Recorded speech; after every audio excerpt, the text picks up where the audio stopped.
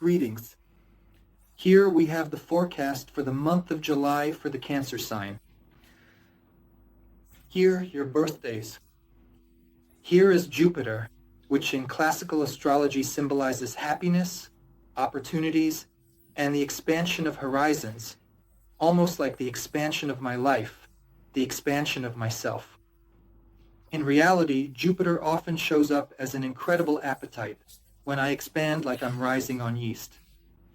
This very same Jupiter often also symbolizes the birth of children, meaning there's even more of me. And even more. And now there are a lot of us already. And this influence of Jupiter in your sign, Cancer, will really reveal itself throughout the whole month. Jupiter will be in your sign until June. So that means for a whole year more.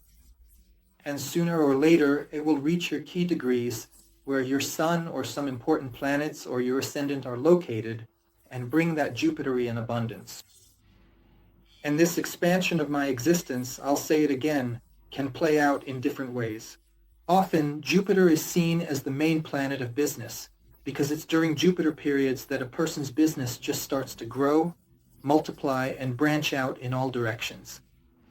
It's exactly about expanding a business, investing in it, attracting outside resources and opportunities. This often happens precisely at the key moments, the key degrees of Jupiter. In this video, I'll also talk about what makes this month special, because we have a very, very, very significant influence from Uranus, the planet that symbolizes super learning. We'll have a full moon in Capricorn and a new moon in Leo. There are a lot of additional things I'd like to discuss in more detail. There will be 5 key storylines in the video. Each of them might play out for you or might pass you by completely, as if it doesn't know you, doesn't see you, and has nothing to do with you. This is because you have your own indicators. You were born on a specific day, and on that particular day, somewhere up in the sky, the moon was in one place, the sun in another, Venus somewhere else. And now I'm describing general situations, but these general situations might not resonate with any of your planets, or they might not resonate at all. Below the video, there will be a link to a free calculation where, using your birth date, you can see that the first event, for example, has 5 pluses for you. But the last events might only have 1 plus for you. And that way, you can understand which parts of my forecast you should pay attention to. I hope you'll find this service more or less useful. Basically, it will also show other general events that were discussed for the week, for the year, so in general, this tool is available. I also have an additional tool in the form of a private Telegram chat where you can calculate everything based on your personal date of birth, analyze it all, and see your own personal forecasts. That's a bit of a different story. There, we've created charts so you can view things in a weekly, monthly, or yearly format. It all depends on what kind of perspective you need, and the charts are really convenient because you can immediately see what's going on. Because sometimes you can get bogged down with text trying to figure it all out. There's just so much information. With charts, everything is much simpler and usually way more visual. There's also early access available there. For example, a sponsor will see this video there as early as June 14th, while you'll probably see it later. And there are a bunch of other bonuses too, but I won't list them all right now. I recommend subscribing for a month to check out all the useful stuff that's available there. There are lots of educational materials, tools, and assistance to help you navigate all the information. So I invite you to join. Now let me move on to the July analysis. And the first thing I want to talk about is the intrigue and the Brazilian soap operas of the Black Moon. The Black Moon is really going to be on fire this fall. In October and November, there's just going to be a total frenzy around it. Traditionally, it's like those Brazilian soap operas with all the intrigue, rumors, and the whole is he my son or not drama. So there's this sense of some hidden secret. The Black Moon often symbolizes something forbidden, hidden, or not meant to be public.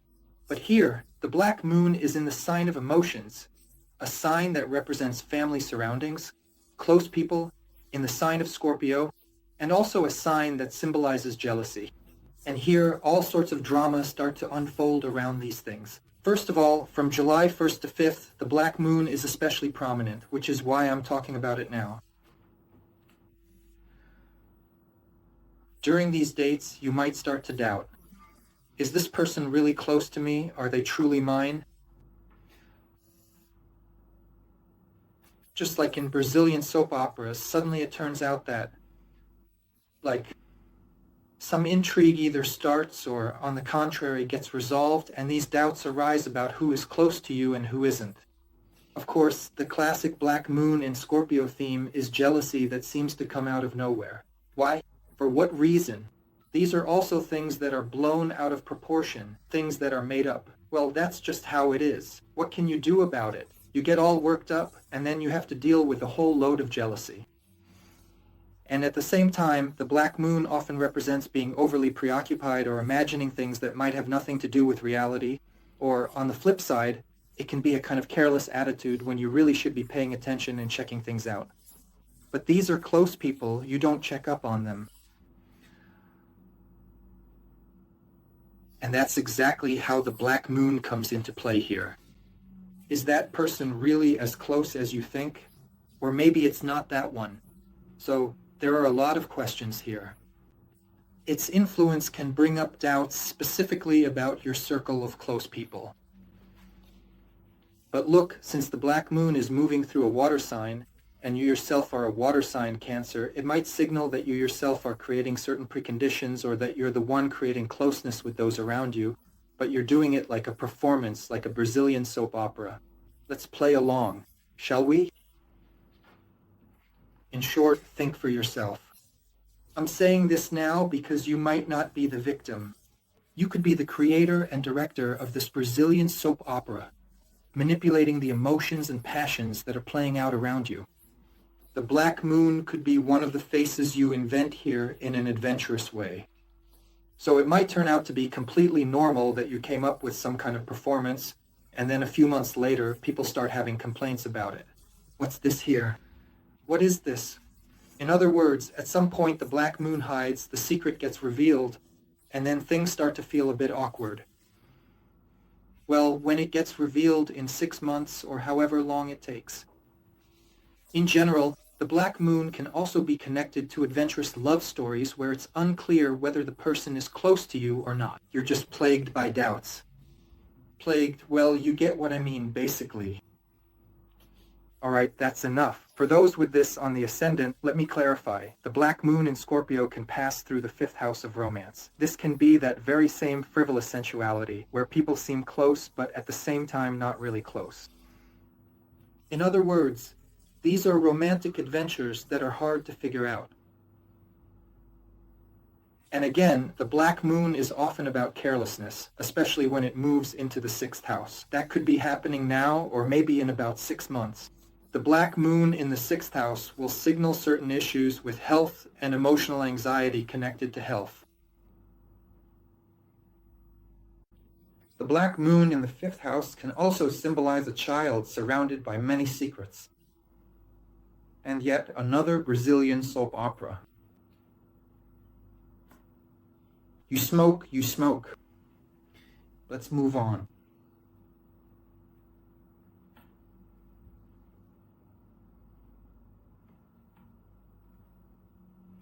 On the 8th and 12th of July, here we have a very important moment happening. First of all, there's a full moon in the sign of Capricorn on the 10th. And this full moon is about people you can rely on, people you can really load up with a ton of bricks, so to speak, and they'll handle it. Very solid, serious, and dependable partnerships. Where it's like, thank you for being in my life. That's the kind of vibe it has. Who else if not you? Or how would everything get resolved if it weren't for you? So it's a certain thought or situation where, thanks to these strong bonds or reliable people and most likely these people are connected to the past. I know them. They're like my foundation, my base. And here, these people really come through and help out a lot. First of all, to a large extent, it's in a material sense, because here we have a full moon in the earth element, and it's connected with people who are, let's say, pragmatic and materialistic by nature. So on the 10th, this is what the chart looks like. And with them, things feel good and stable. That's how I'll put it for now. The second important point about this full moon, about this period, is that something will become especially clear here, but it will actually be relevant throughout the whole month. You might have a really solid team of people around you. Not just one person you can rely on, but a whole crew, my squad. With them, you can do renovations, you can do anything together. With them, you can go through fire, water, and any trial. These are people you can really lean on. And most likely, right at the time of this full moon, they'll really show themselves, make their presence known. And you'll understand exactly who is who. An important part of this period is that on the 7th and 8th, Uranus moves into the sign of Gemini. Uranus in our reality symbolizes super learning and openness of the mind to new frequencies. You know, there's this esoteric concept that people live on different frequencies. Like our elders, our grandparents, they have one frequency of thinking. Our parents are there, they have a different frequency. And our kids, they're on some totally different out there frequency. And we all live on certain frequencies of consciousness. But our children are on a higher frequency. They grasp many things more easily with their minds and adapt more quickly to this information field. For example, Uranus in Gemini represents a completely new frequency of thinking, a new speed of thought and information processing that will start to become accessible to us in the coming years. So we'll start to feel that before we were kind of lagging behind, let's say, for the past decade or so. But starting this year, as Uranus moves into Gemini, it's like we're reinstalling our mental operating system and begin to think more easily and more quickly. And thanks to this planet, our lives become lighter, information-wise. This planet will symbolize the learning that we can go through here during July and August. You might already get involved in some new educational programs. Maybe a new direction will appear at work, or you start mastering a new branch or learning something new in your professional field. So that's how things are. That's why your mind might open up to a new project, direction, or learning opportunity here. And this is quite a successful direction. Gotcha. Those are the main thoughts. And I think that's probably all. For those with this ascendant, I'll add that the full moon during these dates falls in the 7th house. That's exactly about your significant other, and your whole life revolves around this partnership, where there's a sense of support, trust, and constructiveness. Mars in the 4th house is strongly activated, which can symbolize home, foundation, real estate, and the resolution of some major material issue related to real estate. Alternatively, the 4th house might play out as a key event involving your parents, your father or mother, who represent this foundation of your life.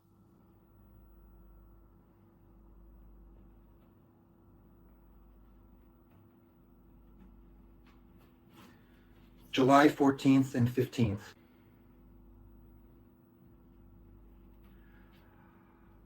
These are the dates that Jupiter will highlight for us. This is the very planet that brings happiness and expansion in all areas, and sometimes even physically. Jupiter is strong throughout July, but during this time it will shine even brighter and may reveal some of its important influences. It will draw you into some area of expansion in your life, but in which areas? I think it will become quite clear and obvious to you where and how it is expanding your life. It could be business, it could be your career, it could be your profession, it could be family, or maybe even another me, like a pregnancy or something along those lines. With Jupiter in the sign of Cancer, this happens just like that, quick and easy. So keep that in mind. Around the 15th or 16th, it will really start to make itself felt. Jupiter in Cancer, again, is about goodness and forgiveness, harmony of the soul. All of this starts to show up more and more here. And let me share a few thoughts here. First of all this influence is still happening under the future node in Pisces, which means that my life is getting a chance to open up to new emotions. My life finds a place for me where these emotions can exist and grow and grow and grow. This could be a new group, an emotional community. Could be a lot of new kids, new acquaintances. Maybe you're invited to work at a kindergarten, or you're given a place and an opportunity to realize yourself. Somewhere where emotions are at the forefront, where people are sensitive, moody, and deeply feeling. Maybe you'll decide to study psychology, somewhere that's emotionally charged. Maybe you'll go into medicine, into some new field where you need to care for and worry about people. Well, in the first years, medical professionals care and worry a lot, but then they burn out, and after that, it can go different ways, really. But the point is, there could be some new direction here that's about the soul, maybe even something esoteric, which, by the way, could work out quite well for you under the influence of this Jupiter and these dates. For those with this as their ascendant, I should clarify that the moon will be passing through the 10th house here. For ascendants, this is about searching for a soulful, emotional calling, and Jupiter is very close to your first house. This means I'm starting my own business, my own venture. I'm the boss, I'm in charge here, love me, and I'm wearing the crown. Jupiter in the first house is always a crown that a person puts on themselves, and everyone can see it. And this whole theme is about world, accept me, I'm becoming bigger. By the way, Jupiter in the first house can really expand you quite a bit. All because of this irony. But this is an important point, because this planet is considered lucky. By all astrologers, it's interpreted as happiness has arrived. But when Jupiter's aspect is activated on specific days, like Monday, Tuesday, or Wednesday, it can play out in the most obvious way. For example, I had been fasting for about 2 or 3 weeks, then Jupiter came along and I just stuffed myself, gained like 5 or 10 kilos. And it literally happened in just 1 or 2 days when that Jupiter was activated. And there has to be some kind of happiness in life, right? It didn't work out over there, it didn't work out here. Well, here it's definitely going to work out. And the fridge is packed and we're lying there happy and satisfied, digesting and, well, getting bigger. So planets kind of happiness exists, of course, in business or somewhere else, but sometimes it's just on a simple, basic level. Getting a good night's sleep, having a good meal. And here, too, Jupiter will bring those kinds of things. I hope you'll make use of it in a more constructive way than just stuffing yourself. I hope you won't be mad at me for these predictions.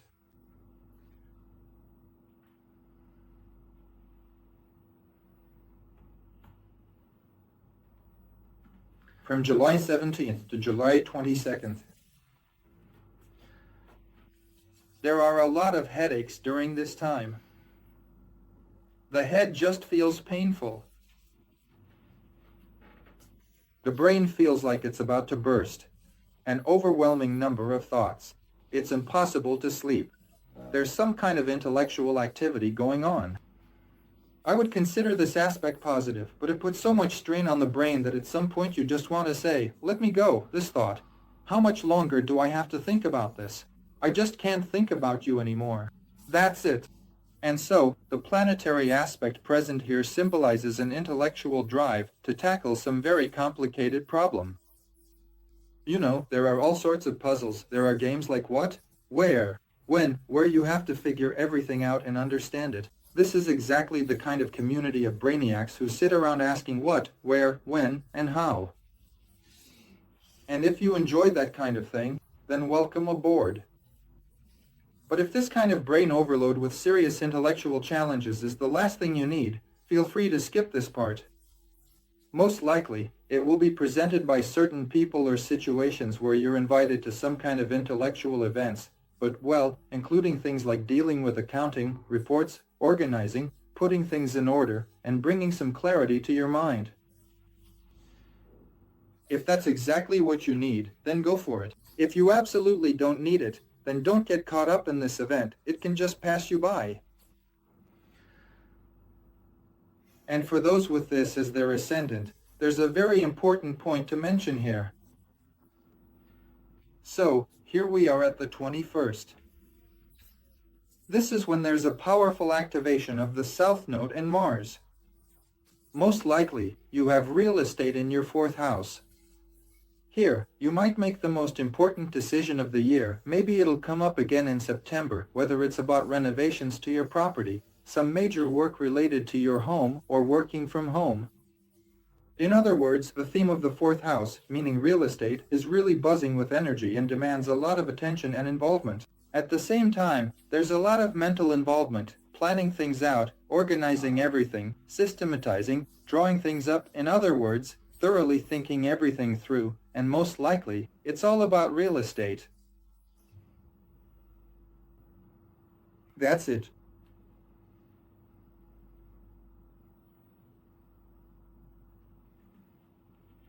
And the last event is the new moon, which takes place in the sign of Leo. There's going to be such a roar here that, for those with this on the ascendant, it might fall in your 2nd house. This is about money. Give it to me. Actually, never mind, I'll catch it myself, hunt down some antelope and eat it. There's this kind of financial race, an adventure, a rush of adrenaline. I'll get it. I'll take it down. I'll take it for myself. There's a very predatory attitude toward money showing up on this day. And since it's a new moon, it kicks off a new cycle of these predatory financial pursuits.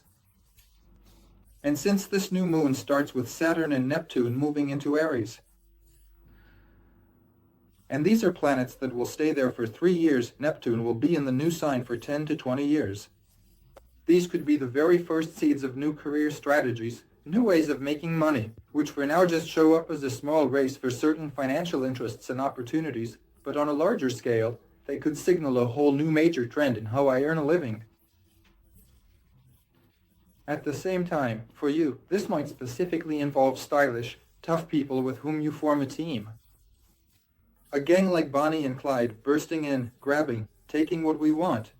Of course, it's not actually criminal here. But the cooperation here could be connected with the military, law enforcement, athletes, or people with a tough, despotic, and authoritarian personality. And together with people like that, interesting movements and directions emerge. At the same time, these are just the beginnings of some big, long-term projects. But here, it might feel like a one-time event that, in the coming years, will become a regular thing. That's the kind of fun energy and adrenaline rush that will kick in on the 24th and 25th. It's easier to explain for ascendants. Here, the new moon is exact, well, not exactly, actually, but it could fall in the 1st, 2nd, or even the 3rd house. If it's in the 1st house, then it's like something awakens in me, fiery eyes and a sense of financial adventure. If it's in the 2nd house, then it's all about, where's my money? At the same time, Cancer ascendants are usually sweethearts, really soft and gentle. But here, you suddenly get this sly little smile, and you can almost feel your fangs coming out. If it falls in the 3rd house, then it could mean collaborating with bold, strong people. But no matter which house it goes through, if it's Saturn or Neptune, then for you it's in the 10th house, and that's a major event, a powerful new career trend for the coming decades. Yo ho ho. And it's got a bit of a pirate grin to it, so saying yo ho ho here is totally fitting. So, these strong, intense energies are emerging in my career for the coming years, and on this particular day, they're making themselves known. That's basically all I have for now. Again, you can check out each set of 5 events. There's a link below the video to see how many pluses each one personally has for you. Oh, and it's all free. It's right below the video. If you want to see your personal forecast, your individual predictions and aspects, there's also a link to my private channel below the video. There, you'll find a ton of tools to explore your personal birth date, not just through astrology, but also with love cards. There's also numerology and much more, and it's all included in one subscription. You'll also get early access to my videos. For example, this video is already available to sponsors as of June 14. Well, let's see. That's it. There's also a lot of educational material there. There's even an artificial intelligence tool that will help you analyze any planetary position.